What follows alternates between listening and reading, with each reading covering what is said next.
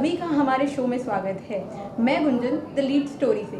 आज हमारे साथ ग्वालियर के जाने माने कार्डियोलॉजिस्ट डॉक्टर सुनील गजेंद्र गडकर जी मौजूद हैं।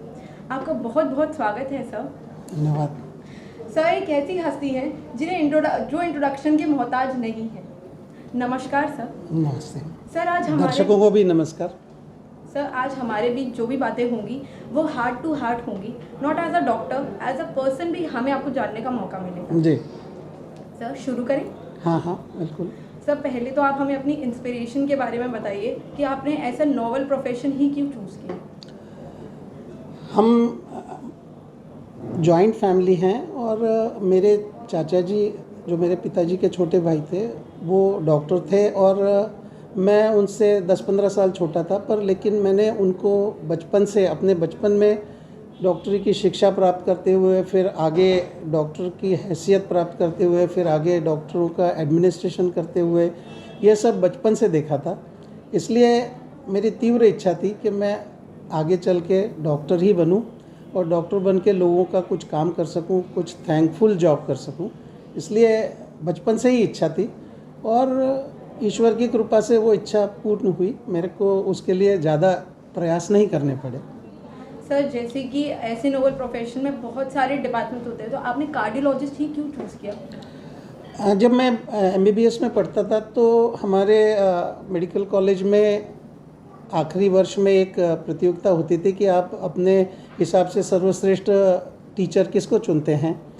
डॉक्टर प्रोफेसर अजय शंकर हमारी प्रेरणा थे, मेडिसिन के प्रोफेसर थे और हमको बच्चों की तरह हर चीज़ पढ़ाते थे। तब से मेरे को लगा कि हाँ, हमने मेडिसिन ही करना है। उसके बाद जब मैं आगे की शिक्षा के लिए दिल्ली गया और दिल्ली में ग्वालियर से काफ़ी परिवर्तन था, काफ़ी ग्लैमर था, लेकिन कार्डियोलॉजी डिपार्टमेंट का जो काम था उससे मैं बहुत प्रभावित था। मेरे सौभाग्य से मेरे को जाने के 3-4 महीने के अंदर ही कार्डियोलॉजी विभाग में काम करने की अनुमति मिल गई और उसके पश्चात फिर मैं अगले 6 साल तक ट्रेनिंग और उसके बाद सर्टिफिकेशन तक दिल्ली में कार्डियोलॉजी विभाग में ही काम करता रहा। सर आप थोड़ी अपनी जर्नी के बारे में हमें बताइए, जो आपकी ग्लोबल हॉस्पिटल के साथ रही है, क्या क्या अचीवमेंट्स आपके रहे हैं इस हॉस्पिटल के साथ? दिल्ली में पोस्ट डॉक्टरल डिग्री प्राप्त करने के पश्चात मुझे ऐसा लगा कि मैं और मेरे टीचर ने भी मेरे को बताया कि दिल्ली रहना तुम्हारे लिए काफ़ी स्ट्रगल का काम होगा। वो भी मेरे को बेटे की तरह ही मानते थे। डॉक्टर PD निगम पद्मश्री प्राप्त कार्डियोलॉजिस्ट थे, काफ़ी प्रसिद्ध। उन्होंने कहा दिल्ली मत रहना, तुम अपने गांव चले जाना, अपने जगह चले जाना जहां पे तुम काफ़ी तरक्की करोगे। मैं कुछ समय तक दिल्ली रुका, पर मुझे ऐसा लगा कि मेरी आर्थिक स्थिति ऐसी नहीं है कि मैं यहाँ पे रुक सकूँ ज़्यादा। तो उसके बाद मैं ट्रिपोली लीबिया में यूनिवर्सिटी में कार्डियोलॉजी पढ़ाने के लिए गया। वहाँ से 4 वर्ष तक मैं था। उसके बाद ग्वालियर आया, भाई की शादी में आया, तो उसके बाद से वापस जाना नहीं हो पाया। ग्वालियर इसलिए चुना कि यहीं सब लोग थे, यहीं सब पहचान के लोग थे, यहीं सब रिश्तेदार थे। छोटे दर्जे पे ग्वालियर में शुरू किया और हम 4 लोगों ने, डॉक्टर लोहिया, डॉक्टर मिड्डा, मैं, हम सब लोगों ने विचार किया कि एक अस्पताल शुरू किया जाए। इस तरह से जनक अस्पताल में काम करना चालू किया। अगले 12 वर्ष तक हमने जनक अस्पताल में काफ़ी मन लगा के काम किया, लेकिन थोड़ा साइज़ छोटा था और जिन चीज़ों के लिए हम ट्रेंड थे उस चीज़ें बहुत सी वहाँ नहीं कर पा रहे थे। इसलिए हमने सोचा कि हमको और बड़े सेटअप की ज़रूरत है। इस बीच में कार्डियोलॉजी में भी काफ़ी तरक्की हुई और ग्वालियर में भी काफ़ी तरक्की हुई, जिससे हम और चीज़ें ला सकें। इसलिए अग्रवाल साहब के साथ मिलकर हमने ये हॉस्पिटल कंसीव किया और भगवान की दया से मरीज़ों का भी काफ़ी प्यार मिला और हम आर्थिक रूप से भी सक्षम रहे कि हम इस बारे में तरक्की करते रहें। इस तरह से हमने कार्डियक सर्जरी को छोड़ के कार्डियोलॉजी में सारी चीज़ें करने की व्यवस्था ग्वालियर में यहाँ पे करी और हम रोज़ कर ही रहे हैं। इसी परिप्रेक्ष्य में हमने हमारी जो पहली कार्डियक कैथ लैब की मशीन थी, जो वक्त के साथ साथ थोड़ी तकलीफ़ भी दे रही थी और थोड़ी पुरानी हो गई थी, हमने एक लेटेस्ट मशीन ली जो अगले 10 वर्ष तक इस टेक्नोलॉजी के सहारे अगले 10 वर्ष तक हमें काम देगी और हम उसी के सहारे बाकी सारी चीज़ें कर रहे हैं। इंटरवेंशन के साथ साथ हम इंटेंसिव केयर यूनिट भी रन करते हैं, जिसमें हमारे साथ के एनेस्थीसियोलॉजिस्ट और क्रिटिकल केयर स्पेशलिस्ट हैं, नेफ्रोलॉजिस्ट हैं, न्यूरोलॉजिस्ट हैं और चेस्ट स्पेशलिस्ट हैं। तो हम सब लोग मिलकर ये कोशिश करते हैं कि हम एक स्टैंडर्ड केयर दें।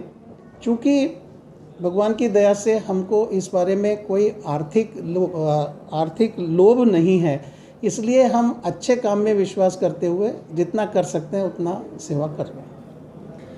सर, जैसे कि हम सब जानते हैं कि ग्लोबल हॉस्पिटल जो है वो शुरुआत से ही नई नई टेक्नोलॉजीज़ को यूज़ करता है अपने पेशेंट्स के ट्रीटमेंट को करने के लिए। तो ऐसी कौन सी नई टेक्नोलॉजी है जो ग्लोबल हॉस्पिटल अभी रिसेंटली यूज़ कर रहा है या अभी फ्यूचर में क्या यूज़ कर सकता है? देखिए, सारी टेक्नोलॉजी का यूज़ इस बात पे डिपेंड करता है कि आर्थिक परिस्थितियाँ कैसी हैं। ग्वालियर के हिसाब से जो जो चीज़ें यहाँ पे लेटेस्ट हो सकती हैं, सिर्फ कार्डियक सर्जरी को छोड़ के, क्योंकि उतना वर्कलोड हम बर्दाश्त नहीं कर पा रहे हैं, बाकी कार्डियोलॉजी में जितनी भी चीज़ें होती हैं वो हम सारे कर रहे हैं और वो और आगे बढ़ाने की भी कोशिश कर रहे हैं। इसमें हम 3D इको भी करते हैं, ट्रांसइसोफेजियल इको भी करते हैं, सारे कार्डियक इंटरवेंशंस भी करते हैं। पीडियाट्रिक एक्कोज हम सबसे ज़्यादा करते हैं ग्वालियर में, और काफ़ी सारे पीडियाट्रिशियन, मेरी पत्नी भी पीडियाट्रिशियन है, तो उसकी वजह से काफ़ी सारे पीडियाट्रिशियंस के संपर्क में रहने की वजह से बच्चों के दिल के बारे में भी हम लगातार कार्य करते रहते हैं उनके साथ मिलके।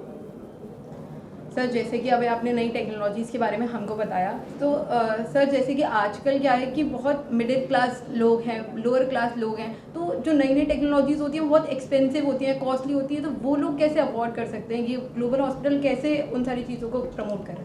देखिए, 90% चीज़ें तो सामान्य व्यक्ति के लिए अफोर्डेबल होती है। 90% चीज़ों में ज़्यादा खर्च नहीं लगते हैं और हम ख्याल रखते हैं कि इन सब चीज़ों में आसानी से उपलब्ध हों। 10% चीज़ें करते भी हैं और नहीं भी करते हैं, क्योंकि दिल्ली इतने नज़दीक है कि जो 10% वो अफोर्ड करने वाले लोग होते हैं वो दिल्ली चले जाते हैं। बाकी माननीय प्रधानमंत्री जी के आयुष्मान भारत योजना से हम लोगों को बहुत फ़ायदा हुआ है, और जो लोग बिल्कुल ही चीज़ों को अफोर्ड नहीं कर पा रहे थे वो लोगों को भी वो सब सुविधाएं उपलब्ध हैं। जैसे थ्रोम्बोलिसिस करते हैं, एंजियोप्लास्टीज करते हैं, उनके क्रिटिकल केयर के सारे ये करते हैं। ये आयुष्मान भारत की वजह से ये सब संभव है और इसमें कोई मरीज़ के ऊपर आर्थिक भार नहीं आता, और ग्लोबल हॉस्पिटल में हम इस सब कार्यों में बहुत सक्रिय योगदान देते हैं। सर, ऐसी कोई लाइक क्रिटिकल कंडीशन, आपके इतने ईयर्स आपको वर्क करते हुए हो गए होंगे, तो आपको ऐसी कोई क्रिटिकल कंडीशन आपको फेस करनी पड़ी लाइक आप जब से वर्क कर रहे हो ग्लोबल हॉस्पिटल में किसी पेशेंट्स को लेकर? हम सभी को ज्ञात है कि वो 2 वर्ष सभी को क्रिटिकल थे जो कोरोना के थे, लेकिन प्रशासन, मित्र, सीनियर डॉक्टरगण और बाकी सब लोगों के सहयोग से हमें कोरोना के पूर्ण पीरियड में हमारे सभी साथियों ने मन लगा के काम किया। किसी उतने क्रिटिकल परिस्थिति में भी किसी ने छुट्टी नहीं ली, कोई घर नहीं बैठा, हर एक आदमी ने व्यवस्थित कार्य किया। प्रशासन ने हमको भरपूर सहयोग किया। हमारे हॉस्पिटल में एक दिन के लिए भी ऑक्सीजन की कमी नहीं हुई, और रेमडेसिविर और अन्य दुर्लभ इंजेक्शंस जो लोगों को मिलने में दिक्कत होते थे वो हमारे यहाँ पास कंपनी से डायरेक्ट कंसाइनमेंट आते थे। तो कोरोना पीरियड में जो सबसे क्रिटिकल पीरियड था उसमें हम लोगों ने काफ़ी हम कंफर्टेबल रहे। ये शायद भगवान की दया है, पर हम लोग काफ़ी क्रिटिकल। बाकी जो क्रिटिकल कंडीशंस आती है वो मरीज़ से संदर्भित आती हैं, और मरीज़ से संदर्भित आने पर ट्रांसफ़र भी करना पड़ता है, कई बार नहीं भी ट्रांसफ़र हो पाते हैं। तो ये सब कार्य का एक हिस्सा है और ये डे टू डे चलता रहता है इस तरह का।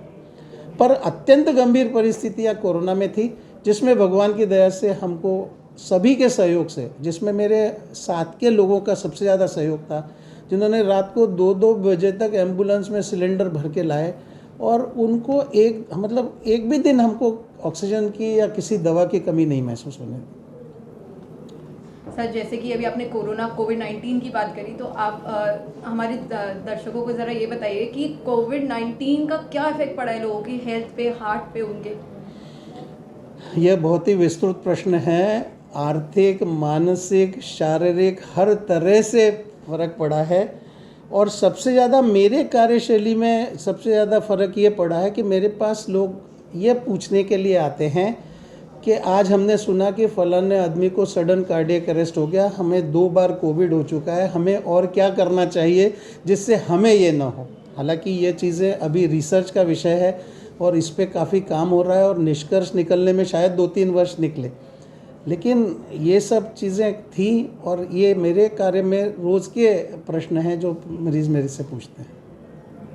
सर, जैसे कि आजकल आप खुद देख सकते हैं, आपको खुद बहुत ज़्यादा स्ट्रेस होगा अपनी खुद की लाइफ में, और बहुत लोगों को लाइक स्ट्रेस का क्या इफेक्ट पड़ता है लोगों की हार्ट पे, उनकी हेल्थ पे, या उनको स्ट्रेस सबसे बड़ा इफ़ेक्ट है, क्योंकि इंसान के शरीर दिमाग से कंट्रोल रहता है। शरीर का हर अंग, हर भाग दिमाग के कंट्रोल में रहता है।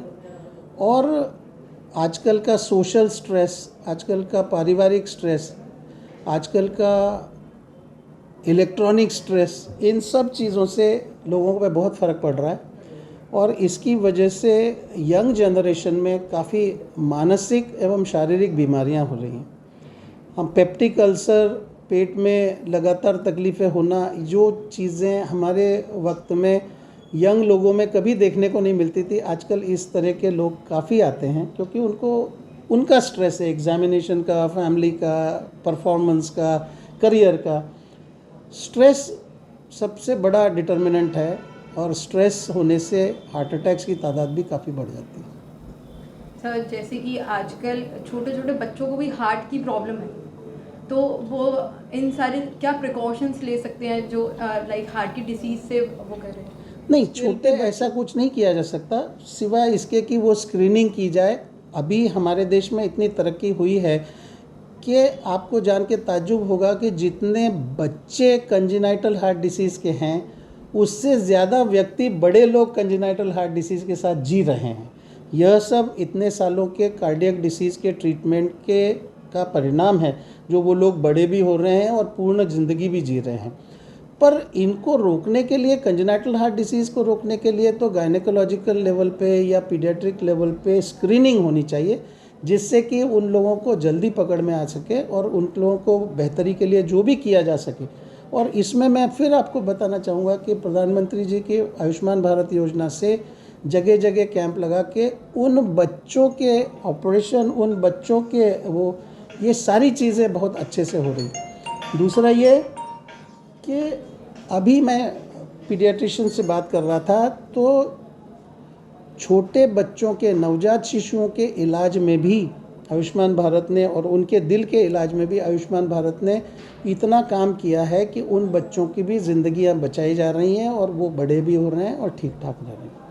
सर, जैसे कि अभी आपने कैंपेन की बात करी, हमें पता है कि ग्लोबल हॉस्पिटल जो है वो शुरुआत से ही बहुत सारे कैंपेन्स लगाता है जो लोअर क्लास पीपल हैं, जो हॉस्पिटल में आके अपना ट्रीटमेंट नहीं करा सकते हैं। तो अभी ग्लोबल हॉस्पिटल क्या सोच रहा है कि फ्यूचर में वो कहाँ, कौन सी लोकेशन पे अपना कैंपेन लगाना चाहिए? हम IMA के साथ सक्रिय सहयोग करते हैं। इसके अलावा हम इंडस्ट्रियल हेल्थ में काफ़ी सक्रिय योगदान देते हैं, क्योंकि यहाँ जो मालनपुर, बामोर और महाराजपुरा में जो इंडस्ट्रीज़ हैं, उनके वर्कर्स के हेल्थ के लिए हम लगातार कैंप लगाते रहते हैं।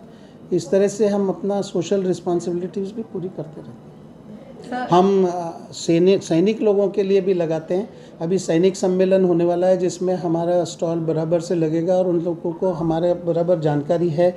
इसी तरह से हम इंडो टिबेटन बॉर्डर फोर्स या CRPF या BSF, इन लोगों को भी वहाँ जाके ओरिएंटेशन करते हैं और उनको जो मेडिकल हेल्प वहाँ पे उपलब्ध नहीं होती है, वो उपलब्ध कराने की कोशिश करते हैं।